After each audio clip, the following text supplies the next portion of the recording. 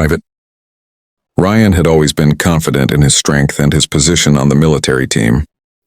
Being in an elite unit carried prestige, and he liked the way it made him feel, untouchable, respected, feared even.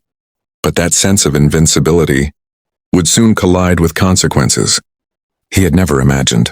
The team was stationed at a remote base for training exercises, and the stress of long hours and strict discipline had frayed some nerves. One evening, as the soldiers were settling into their quarters, Ryan noticed a young woman near the team's training area. She was tall, athletic, and exuded confidence, giving orders and moving with precision. Most of the soldiers ignored her, assuming she was just another civilian instructor assigned for a short stint. Ryan, fueled by arrogance and entitlement, made a terrible decision. He approached her under the guise of asking a question, then crossed a line he could never undo. In an instant, the trust and professionalism of the team were shattered by his actions. The girl, despite her shock and fear, fought back, immediately calling attention to the situation. Other team members began to intervene, the scene quickly spiraling into chaos. It was then that Ryan realized something he could not have anticipated. The woman he had assaulted was not just any civilian. She was the SEAL, team's top PT instructor, someone whose reputation was legendary even among elite soldiers. Her eyes, fierce and unyielding, met his with a calmness that froze him. She wasn't intimidated. She was fully aware of her authority and influence. For the first time in his life, Ryan felt true fear. He had been the one with the power, the one others were supposed to respect, and now every muscle in his body tensed as he realized the magnitude of what he had done. The consequences were not just disciplinary. They were personal, and they were immediate. The instructor stepped forward, her voice steady and commanding. She had dealt with arrogance before, but this crossed a line. The other soldiers watched silently, many in disbelief that someone could challenge Ryan the way she did. For the first time, the dynamics of power shifted completely, and the lesson Ryan would learn that night would change him forever. It was a brutal awakening. The arrogance of privilege can be shattered in an instant by skill, courage, and unshakable authority. The aftermath of that night left the team in stunned silence. Ryan could barely process what had just happened. He had always considered himself untouchable, but now every glance from the instructor made him feel small, exposed, and completely powerless. She didn't yell or scream. She simply assessed him with piercing eyes that seemed to see through every false bravado he had ever displayed. The SEAL team's PT instructor, Lieutenant Commander Harper, had a reputation for transforming soldiers into the best version of themselves. She wasn't just a trainer. She was a disciplinarian, a strategist, and someone whose word carried absolute weight.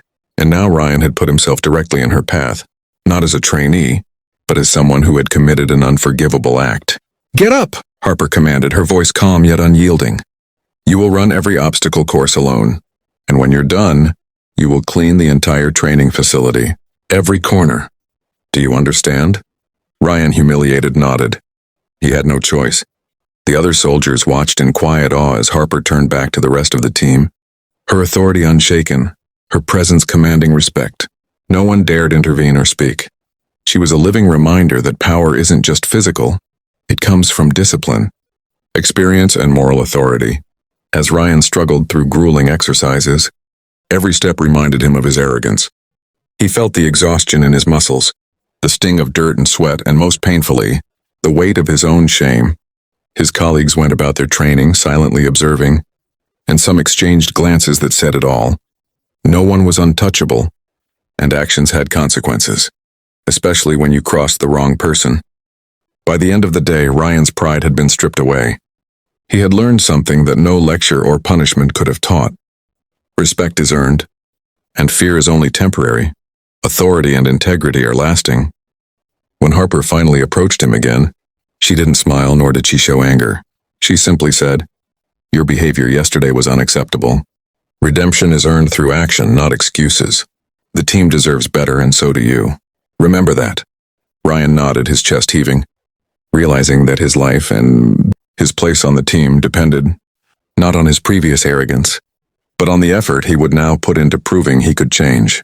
From that moment, every choice he made, every task he completed, and every step he took in training was under the watchful eye of someone who demanded excellence, accountability, and integrity.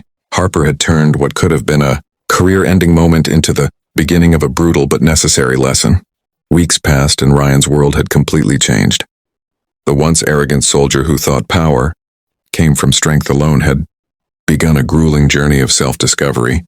Under Lieutenant Commander Harper's relentless guidance, every morning before the sun rose, he was running drills, performing obstacle courses, and training harder than he ever had. But it wasn't just physical training. It was a mental and moral transformation. Harper taught the team discipline, respect and accountability, and she made sure Ryan felt the weight of every mistake he had made. The team began noticing the shift. Ryan was quieter, more focused, and his arrogance had been replaced with a deep awareness of his responsibilities. He started helping his teammates instead of seeing them as competition.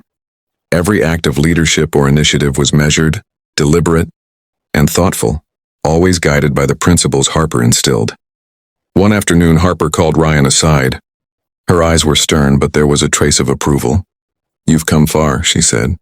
"Not because you have strength, but because you've learned what true integrity means. Respect is not demanded, it's earned. Your journey isn't over, but you've taken the first step toward becoming a soldier worthy of this team." Ryan swallowed hard. He knew the words weren't empty praise. Every moment of struggle, humiliation, and self-reflection had led to this point. The shame he had once felt was now a tool, reminding him to act with responsibility and honor. Later that day, during a team exercise, Ryan saw firsthand how Harper's lessons had reshaped the unit.